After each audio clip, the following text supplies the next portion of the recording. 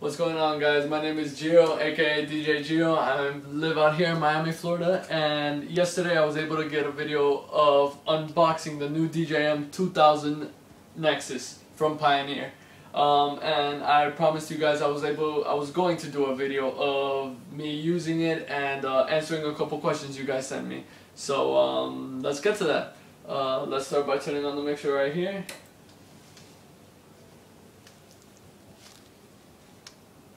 So here we got version 3 running. We have the new update. One of the first questions that I got from somebody was, does the beat slicer replace the effects pad that it originally had? And the answer to that is no. It's actually right here. Let me get to that. That's the beat slicer. Click it one more time. We have the same effects pad. The effects pad is pretty much the same. They just added a couple more features to it. So if we look here, we have hi-hat, clap, and snare. And I'm almost sure that those were effects that weren't there in the last one. I remember the sampler, the pitch, the gate. I don't remember the hi-hat, the clap, and the snare. And I think it's pretty cool because Pioneer included that from their effects mixer. I forgot what it was called, the RMX 1000, something like that. You guys get me. But no, they included that as well. So no, your same effects pad is there. So what I'm gonna do is I'm gonna play a quick track here, quick house track. I have it coming in through channel 2 here. Let's turn up the master. So we have it here coming out from channel 2. And let's use, for example, let's use hi-hat. And then here what we're gonna do is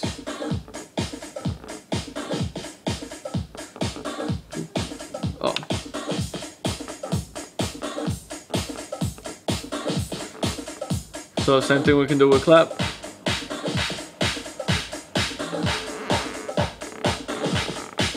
So your effects pad is pretty much the same there. The really cool feature that everybody of course is asking about is the beat slicer. So the beat slicer, let's go through it about how it works. So the beat slicer, you can pretty much, you're allowed to get either a 4 beat length, or you can get an 8 beat length, one of the two. So let's do an 8 beat length, right? We gotta pick the output channel, and I thought that Pioneer that kept this in mind was awesome. So what you can do is that I have channel 2 and channel 3 as an input. I don't have anything being inputted to channel 1 or channel 4. So the output of this, I'm gonna choose for it to be channel 4. And here the sing source, it's from the channel, or you can do it manually. So in other words, you tap to the beat of it. So let's go to the beat of the music. Let's just tap for accuracy.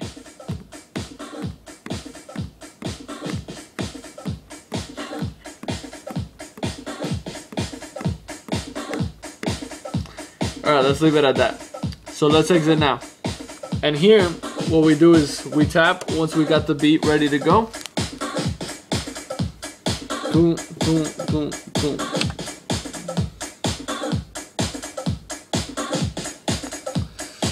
Okay, so now we see that it has loaded up a recording right there, and we see that it's looping.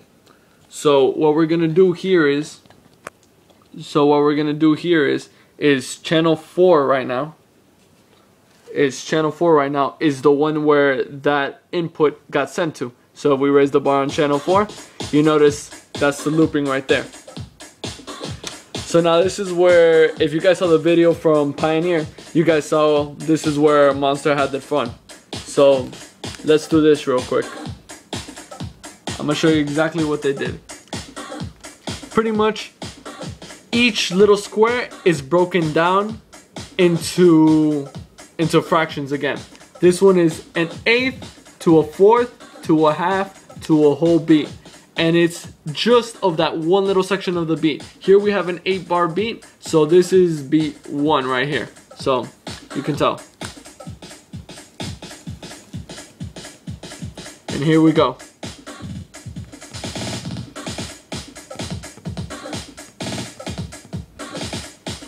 So now here was another thing that I found that was pretty cool.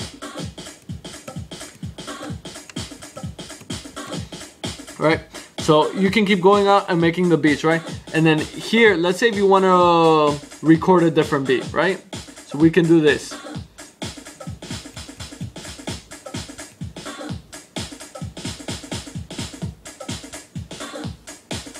Something like that, but you guys get the idea of it. It's not perfect now, but it's just so you guys can get the point. It holds onto your thing. Also, if you guys want to mute the section real quick, you guys can also do that.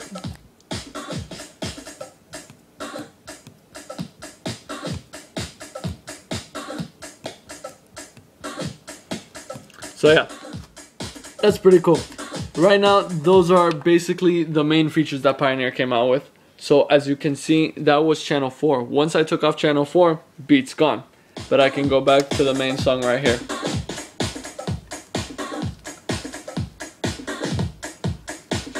Alright. So after the main song, we can continue. And then of course, you still have your standardized effects. Here you can see that instead of the yellow LEDs, they have the white LEDs now. Not that big of a change, no big deal. But personally, I think the white looks better than the yellow. And of course, you gotta love that the effects have their own EQ. And everything else pretty much seems to be the same. Let's say, one more thing I wanna point out: the effects on the beat slicer. Let's say how I had it out. We sent it out to channel 4. You can also put all the effects on top of that as well. So just, you know, if you guys know about the DJM 2000, you guys know that there are so many possibilities on effects that you can do in this mixer that you practically need an extra set of hands. Let's see what else. Pioneer, where I was reading is that you can connect the CDJs up to this mixer right here, and you can control the tempo of the CDJs here, and you're able to set which is the master. So here you see the master player. You can either choose a player when you have them connected. I don't have my CDJs yet, unfortunately, but when I do, I'll hopefully be able to make another video on that. So here you'll be able to choose if you can do player 1, 2, 3, or 4, or you can choose the mixer. Here by default you can choose the mixer, and then right here you can be scrolling up and changing the BPM. And the BPM, it gets sent out to the CDJs that you have. And that is an awesome feature that Pioneer made. I know the CDJ 900 can do that for sure. Although I know Pioneer incorporated something like this into the CDJ 2000 Nexus itself by you being able to set up a CDJ as a master. I want to say, apart from that, anything else that's new to it? No. Any glitches that I found to it? Nothing. Pioneer really came through with that. I know when they first, when Pioneer first released the DJM 2000, they were having a lot of issues with software, and I know currently right now I have a lot of friends, I have a lot of people asking me, hey, how's the new software, how's everything, because it hasn't been released yet. And I know that had a lot of problems, especially with the quantizing features and things like that. Here, I haven't seen anything yet, but I don't want to say that 100% because I don't have the CDJs. Once I do get the CDJs, then I can go ahead and give you guys the feedback on that. Apart from that, I can tell you Pioneer did a very good job on the DJM 2000 Nexus. If you guys have the money for it, go ahead and buy it. It's a great mixer. I have nothing bad to say about it whatsoever. That's pretty much it, guys. If you guys have any more questions to see what the mixer can do, let me know. Comment below. I'll be more than happy to answer those questions for you. One more thing about when they're going to release it, I have no idea. Like forums, like they say, it could possibly be that they release it around Winter Music Conference of next year. Maybe they're waiting till December, around Christmas. You never know. Pioneer definitely pulled this trick.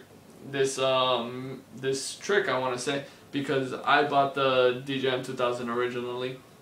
Then they came out with the 2000 Nexus, and I was looking on forums, I was looking on everything. They didn't have nobody pretty much expected this, but they were just expecting the update for the mixer.